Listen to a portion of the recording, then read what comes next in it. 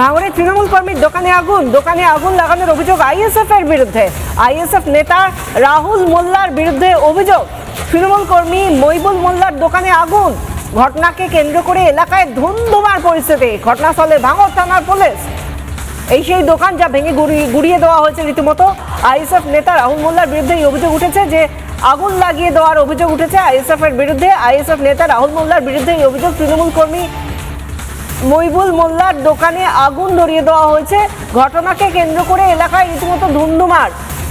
এই সেই দোকান যেখানে আগুন লাগিয়ে দেওয়া হয়েছে, রাহুল মোল্লার বিরুদ্ধে এই অভিযোগ করছে তৃণমূলের তরফে। তৃণমূল কর্মী মইবুল মোল্লার দোকান ছিল এটি, তাকে একেবারে আগুন ধরিয়ে দেওয়া হয়েছে। শেষ হয়ে গিয়েছে, এই একেবারে ভস্মীভূত ধ্বংসস্তূপে পরিণত হয়েছে দোকান।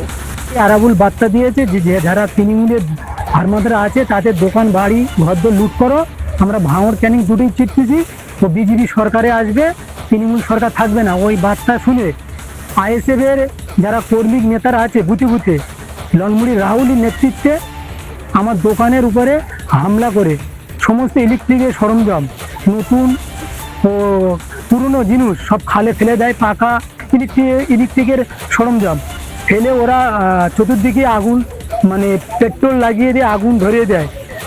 এখানে স্থানীয় আমাদের আসেনি যে কোনো একটা কর্মী যে দোকানে কিছু নেই সেই দোকান ধরাতে হবে। ভোটে মানুষ যেভাবে ভোট দিয়েছে, ওরা কোথায় পালাবে সে রাস্তা খুঁজে পাচ্ছে না, নিজেরাই দোকানটা ধরালো, ধরিয়ে আমাদের উপর চাপানোর চেষ্টা করছে। তার এই যে কথাটা বলছে এটা ভিত্তিহীন।